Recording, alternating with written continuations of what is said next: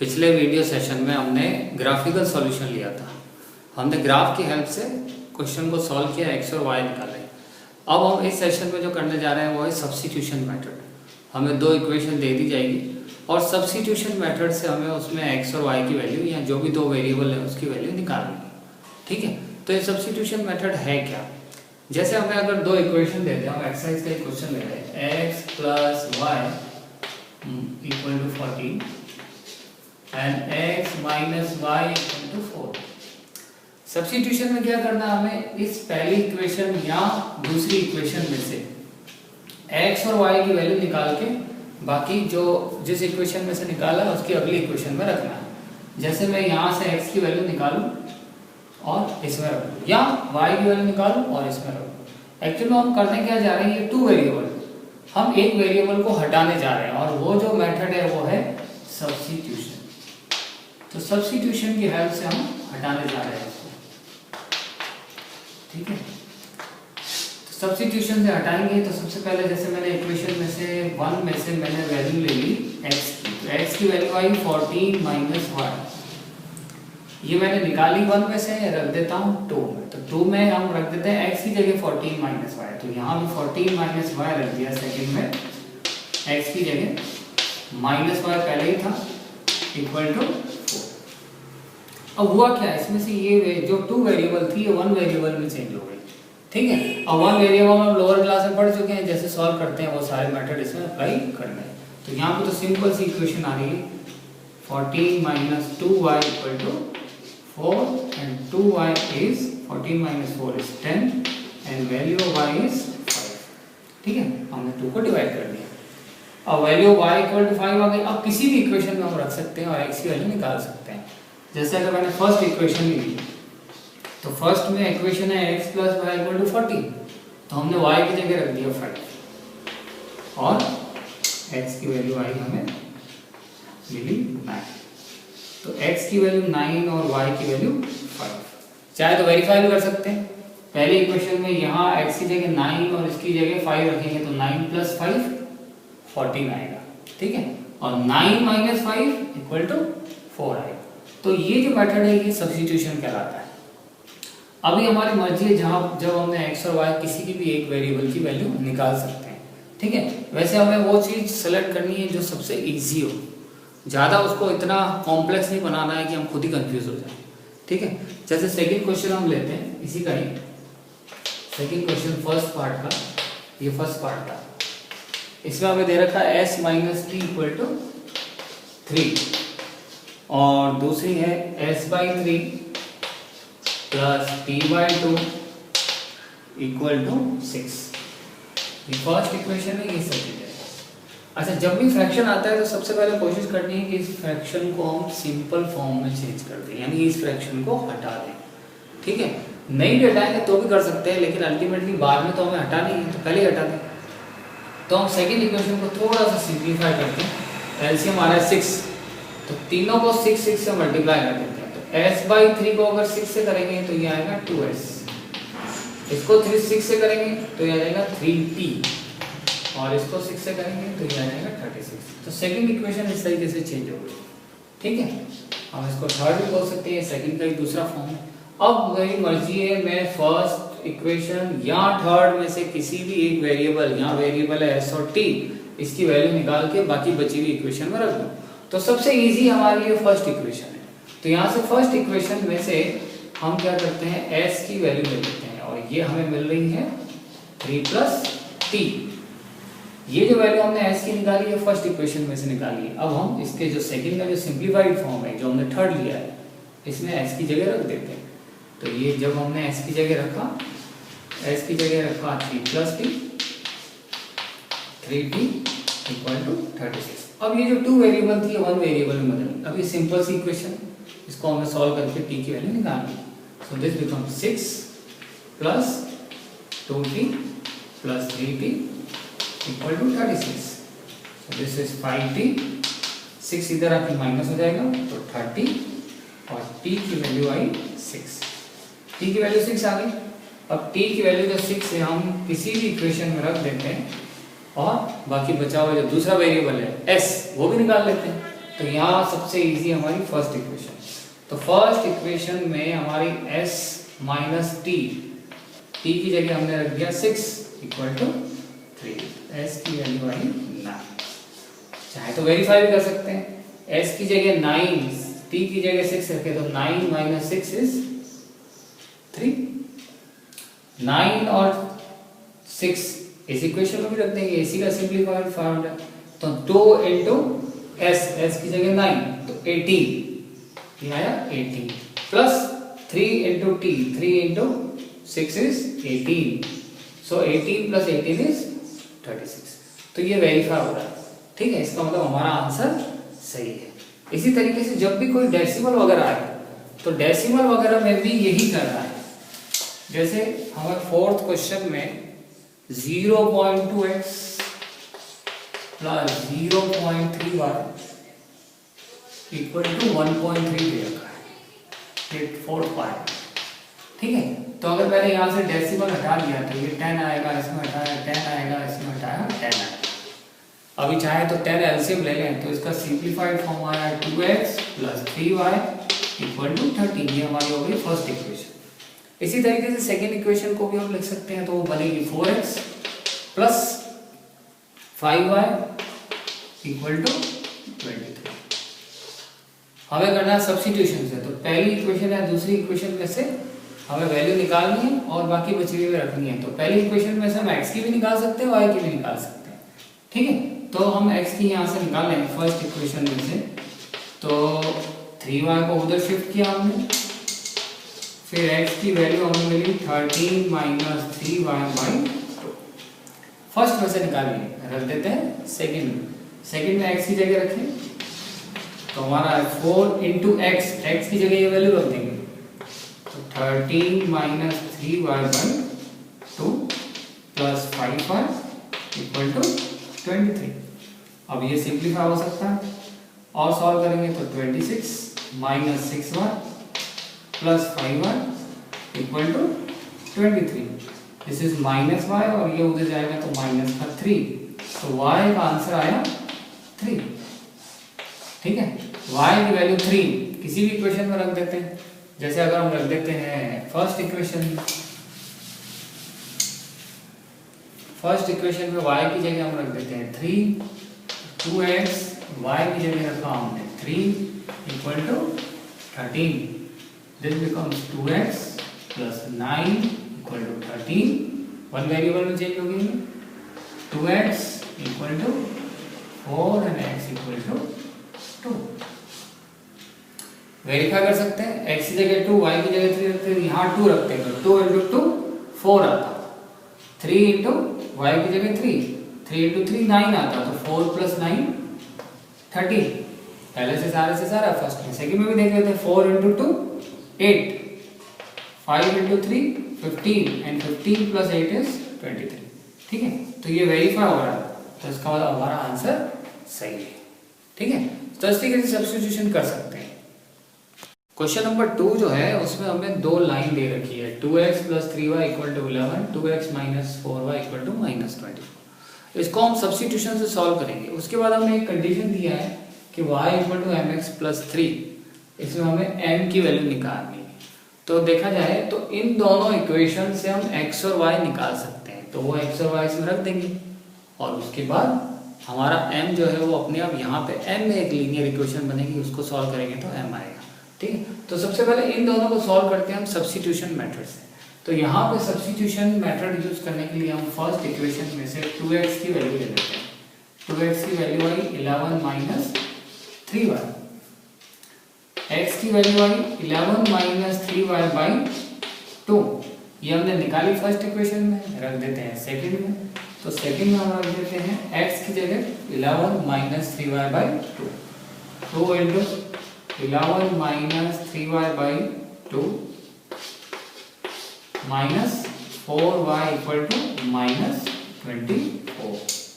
अभी यहाँ से ये 2 कैंसिल, अब ये वो क्या भाई, यहाँ से हमारी इक्वेशन जो है ये वन वेरिएबल में चेंज हो गई है ना। तो हमने कुल मिला के सब्स्टिट्यूशन मेथड से एक वेरिएबल को हटा दिया, 11 minus 3y minus 4y equal to minus 24। ये हुआ माइनस का 7y, 11 उधर जाएगा तो माइनस का 35 and value of y is 5। जो y की वैल्यू आई 5 वो हम रख देते हैं फर्स्ट या सेकंड किसी भी एक इक्वेशन में। तो फर्स्ट इक्वेशन में से अगर रखते हैं y की जगह 5, 2x प्लस 3, y की जगह रख दिया हमने 5 इक्वल टू 11। तो 2x plus 15 equal to 11 and 2x equal to -4 and x equal to -2। ये हमने x और y की वैल्यू निकाल ली, लेकिन हमें इस क्वेश्चन में इस m की वैल्यू निकालनी है। ये x हमने निकाल लिया -2, ये y हमने निकाल लिया 5। तो हम इस थर्ड इक्वेशन में रख देते हैं। तो थर्ड इक्वेशन में हम वैल्यू रख रहे हैं y की जगह 5। ये था हमारा expression y equal to mx plus 3। y की जगह रख देते हैं 5, m हमें निकालना है, x की जगह रख दिया -2 प्लस 3, -2m, 3 इधर आया और m की वैल्यू हमें मिली -1। ठीक है, तो ये हमारा फाइनल आंसर है m इक्वल टू -1। इसके बाद जो क्वेश्चन नंबर थर्ड है इसमें वर्ड प्रॉब्लम्स है। वर्ड प्रॉब्लम्स को भी हम पहले अलजेब्रिक फॉर्म में दो इक्वेशन बनाएंगे और उसके बाद उसको सब्स्टिट्यूशन मेथड से सॉल्व करेंगे। तो हमें क्वेश्चन दे रखा है कि दो नंबर का डिफरेंस, थर्ड क्वेश्चन का फर्स्ट पार्ट है difference of two numbers is 26 and second condition is one number is 3 times other, one number is 3 times other. अब हम इसको टू वेरिएबल से पहले इसकी अलजेब्रिक इक्वेशन बनाएंगे।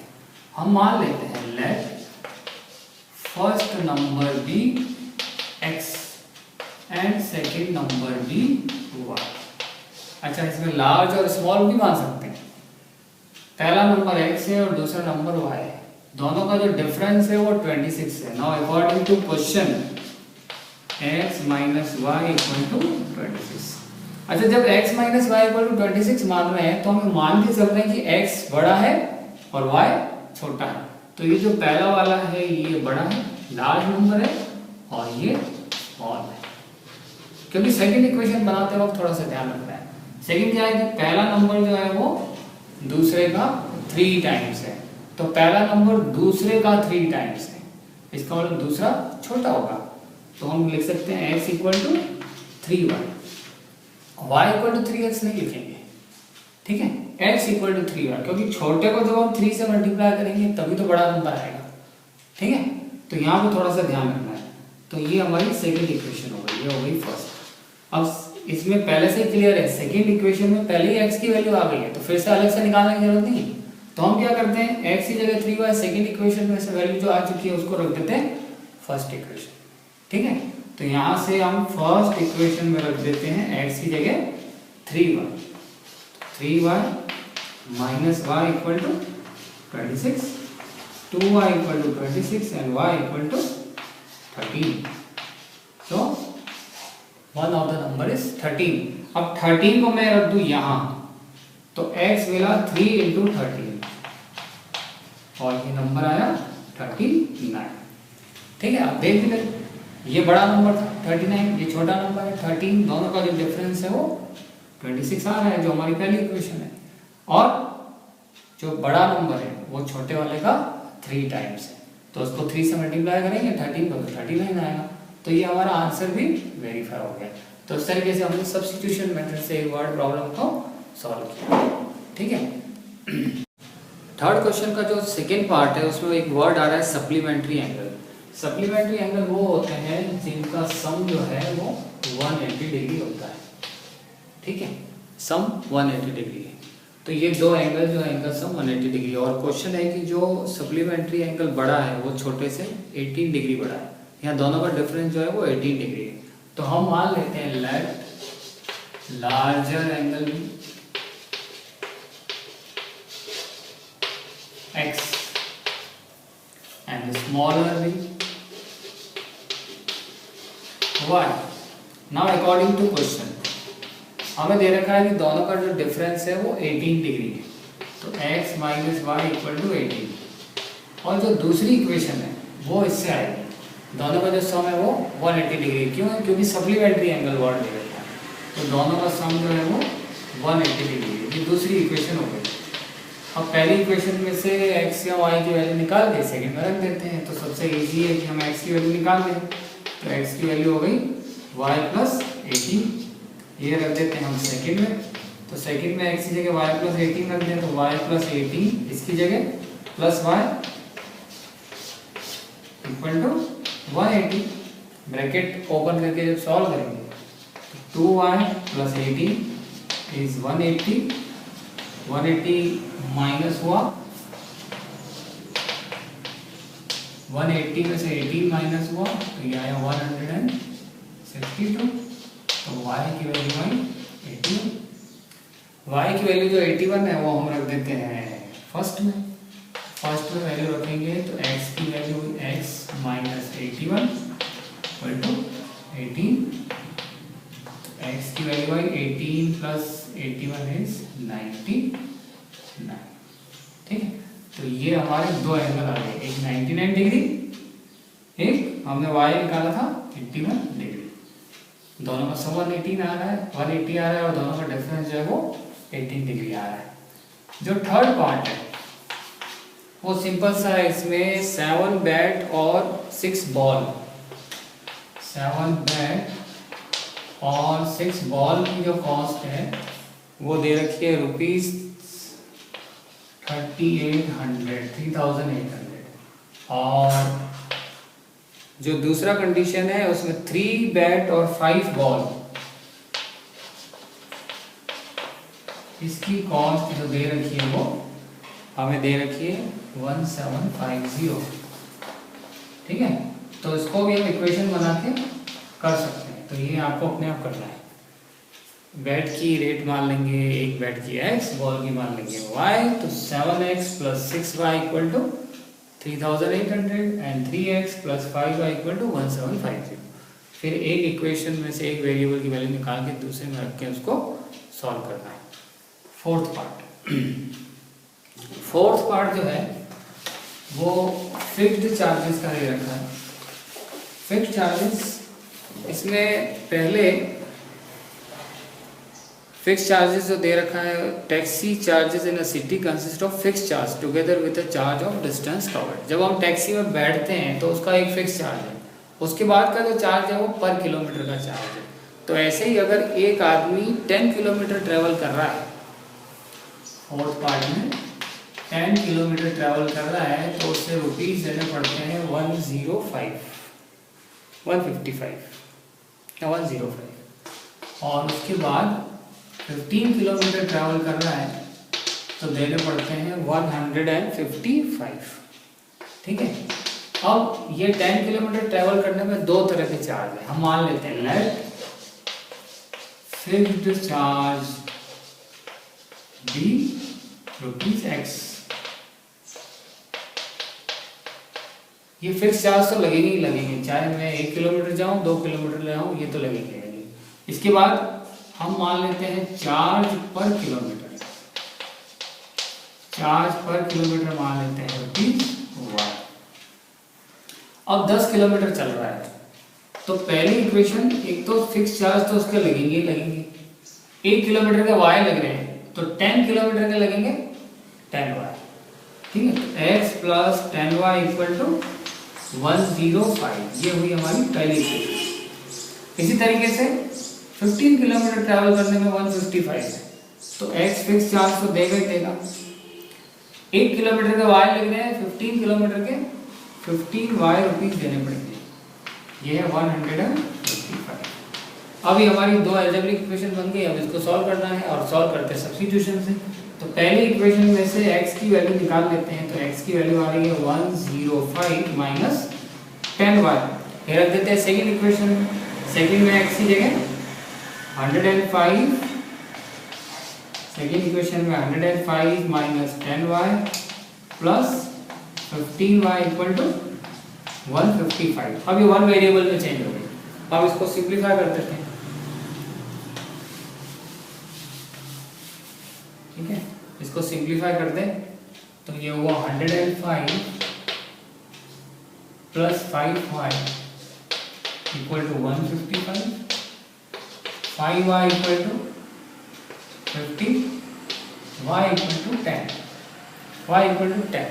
अब y की वैल्यू 10 हम रख देते हैं फर्स्ट इक्वेशन में, क्योंकि हमें x निकालना है। तो x प्लस 10 y की जगह 10 इक्वल टू 105।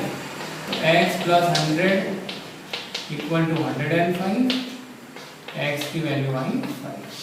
इसका मतलब फिक्स चार्ज जो है वो 5 रुपीज़ है और 1 किलोमीटर की जो चार्ज है वो 10 रुपीज़ है। तो न्यूमरेटर और डिनोमिनेटर में 2 जोड़ेंगे तो 9/11 हो जाता है और 3 जोड़ेंगे तो 5/6 हो जाता है। तो हमें वो फ्रैक्शन पता करना है। तो हम मान लेते हैं let numerator be x and denominator be y। तो हमारा फ्रैक्शन आ जाएगा, एक्चुअल जो फ्रैक्शन है वो है x/y। नाउ केस फर्स्ट, दोनों में क्या क्या करना है, न्यूमरेटर में भी 2 जोड़ना है, डिनोमिनेटर में भी 2 जोड़ना है। तो न्यूमरेटर है x, डिनोमिनेटर है y, तो दोनों में 2 जोड़ दिया तो हमारा फ्रैक्शन हो गया x + 2 अपॉन y + 2। ये फ्रैक्शन है हमारा 9/11। इसको क्रॉस मल्टीप्लाई करके सॉल्व कर देते हैं। तो x + 2 into 11 is 9 into y + 2, 11x plus 22 is equal to 9y plus 18। 11x minus 9y equal to -4। ये हो गई हमारी पहली इक्वेशन। ठीक है, नेक्स्ट केस है, अगर दोनों में 3 जोड़ेंगे तो 5/6 हो जाता है। तो केस सेकंड, दोनों में 3 जोड़ दो तो न्यूमरेटर में भी 3 जोड़ दिया, डिनोमिनेटर में भी 3 जोड़ दिया, फ्रैक्शन हुआ 5/6। अगेन क्रॉस मल्टीप्लाई करते हैं तो 6 into x + 3 is 5 into y + 3। थोड़ा सा सॉल्व करेंगे तो 6x + 18 is 5y + 15। तो यहाँ से 6x minus 5y equal to -3। ये हो गई सेकेंड इक्वेशन। अब हमें इसको करना है सब्स्टिट्यूशन मेथड से सिंप्लीफाई। तो पहली या दूसरी इक्वेशन में से x या y की वैल्यू निकाल के बाकी बची हुई में रख दें। तो हम यहाँ पे सेकेंड इक्वेशन से निकालते हैं, क्योंकि ये से ज़्यादा इजी है। तो सेकेंड इक्वेशन में से हम यहाँ से y की वैल्यू निकालते हैं। तो ये हुआ 6x + 3 इक्वल टू 5y। ठीक है, तो यहाँ से y की वैल्यू आई 6x + 3/5। सेकेंड इक्वेशन में से y की वैल्यू निकाली, हम इसको रख देते हैं फर्स्ट इक्वेशन में। फर्स्ट इक्वेशन में रखने के बाद फर्स्ट इक्वेशन में रख देते हैं। फर्स्ट इक्वेशन है 11x minus 9, y की जगह रख देते हैं 6x + 3 अपॉन इक्वल टू -4 है ये वाला। अब इसको सिंपल, इसका एलसीएम लेंगे तो ये हो गया 55x minus 54x minus 27/5 equal to -4।